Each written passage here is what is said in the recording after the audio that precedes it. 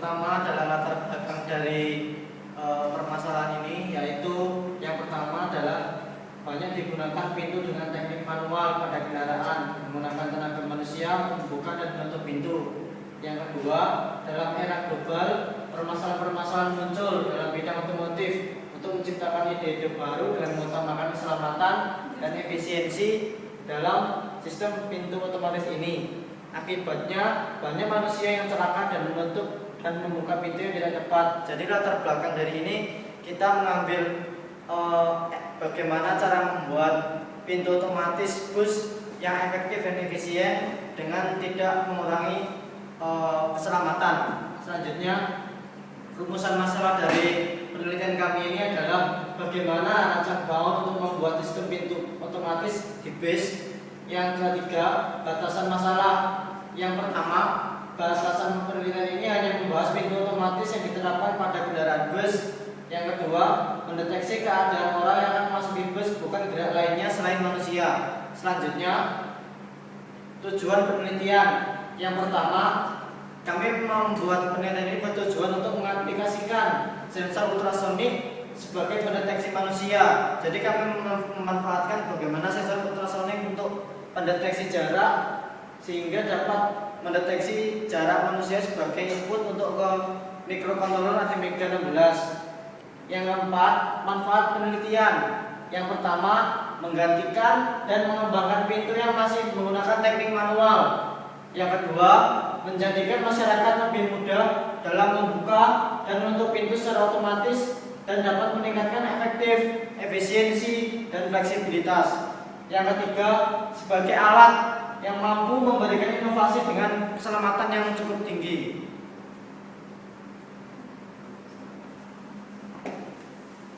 Selanjutnya saya ingin menjelaskan tentang sensor ultrasonik. Yang pertama yaitu rangkaian pemancar ultrasonik, yaitu terdiri dua, yaitu transmitter dan receiver, yaitu penerima dan pemancar. Yang kedua yaitu gelombang ultrasonik itu lebih dari 20 kHz.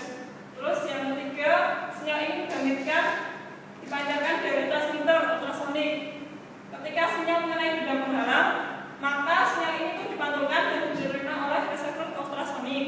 Yang keempat yaitu sinyal ini diterima oleh rangkaian receiver, kemudian ke rangkaian mikrokontroler diolah untuk menghitung jarak terhadap benda di depannya yang pada bidang pemantul. Yang selanjutnya yaitu proses sensing, itu menggunakan metode pantulan untuk menghitung jarak. Seperti ini gambar dari sensor ultrasonik, transmitter, receiver. Selanjutnya mikrokontroler Atmega 16. Itu merupakan mikrokontroler AVR yang terdiri atas unit fungsional, aritmatik, dan logical unit. Di mana register kerja, register dan decoder instruksi terdiri dari intinya. Next. Kemudian software Proteus, program aplikasi yang diperuntukkan untuk orang-orang yang bergelut di bidang teknik, yang dirancang untuk mensimulasikan rangkaian ISIS yang untuk mendesain PCB yang dilengkapi dengan mikrokontroler, MCS dan PIC, database komponen yang lengkap ini untuk mendesain PCB dengan fasilitas auto rotor dan pengoperasiannya akan diberi nama Ares. Inilah software Proteus. Relay. Kemudian akan disampaikan oleh teman saya yaitu Haki. Baik, saya akan menjelaskan tentang relay, yaitu relay adalah alat yang menggunakan gaya elektromagnetik untuk menutup atau membuka kontak saklar. 3 bagian utama yaitu common, coil, dan kotak. Selanjutnya, relay digerakkan dengan arus DC dilengkapi sebuah dioda yang dilengkapi sebuah paralel dengan lilitannya dan dipasang terbalik, yaitu anoda pada tegangan negatif dan katoda pada tegangan positif. Untuk mengantisipasi sentakan listrik yang terjadi pada saat relay berganti posisi dari on ke off agar tidak merusak komponen di sekitarnya. Lanjut. Lalu selanjutnya yaitu driver motor dan LCD. Itu otomatis sebagai controller sistem yang akan digerakkan oleh motor. Yang kedua, hasil yang diperoleh dari mikrokontroler bila sensor mendeteksi keadaan manusia, maka driver motor akan itu akan membuka dan begitu juga sebaliknya. Selanjutnya LCD berfungsi sebagai salah satu output dari sistem yang hanya menampilkan data hasil pembacaan dan hasil pengolahan dari microcontroller. Selanjutnya bagian alit penelitian akan dijelaskan oleh Firman.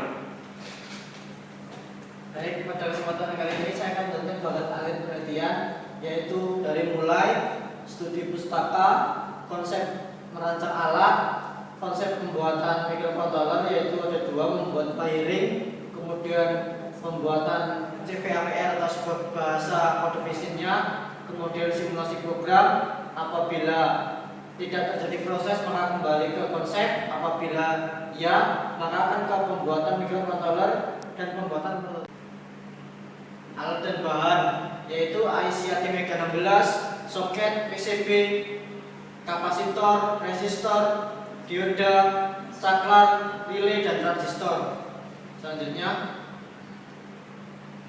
perancangan, yakni yang pertama adalah bermula dari sensor ultrasonik, kemudian diolah ke ATmega 16, kemudian sebagai indikator atau outputnya yaitu aktuator berupa motor yang dapat bergerak. Selanjutnya perancangan perangkat lunak dari alat, yaitu alat akan bermula dari sensor ultrasonik. Di bagian kedua yaitu ada dua bagian, kondisi relay 1, kondisi relay 2. Apabila kondisi relay 1 bekerja, maka akan motor bergerak ke kanan. Apabila kondisi relay yang kedua, motor akan bergerak ke kiri hingga selesai. Selanjutnya,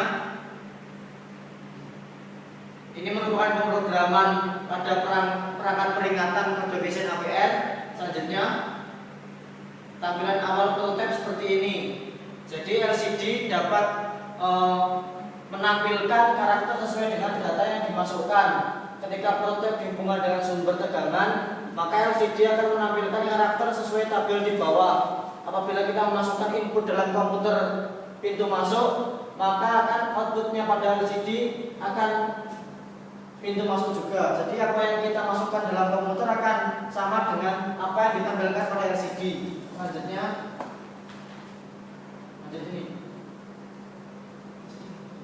jadi inilah cara kerja sensor kami. Yang pertama itu ketika sensor belum ada penghalang. Jadi ketika sensor belum ada penghalang, maka sensor ultrasonik tidak mendeteksi. Akibatnya motor tidak akan bergerak karena inputnya tidak masuk ke dalam microcontroller ATmega 16. Selanjutnya, ini merupakan ketika sensor terhalang.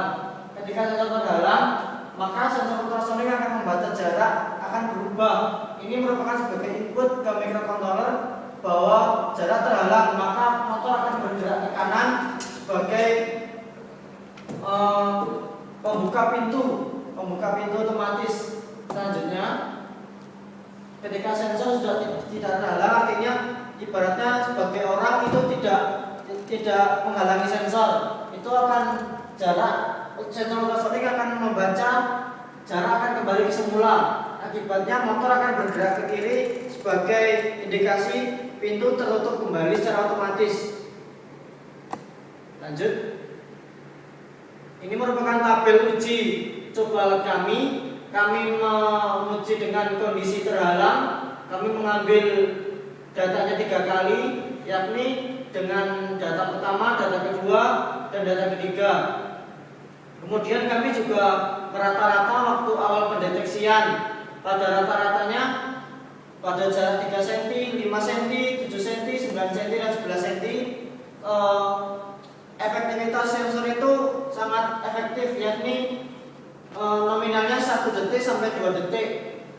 Lanjut. Kemudian kondisi tidak terhalang. Ini merupakan data-data kami waktu pengambilan data ketika kondisi sensor sudah tidak terhalang lagi. Lanjut.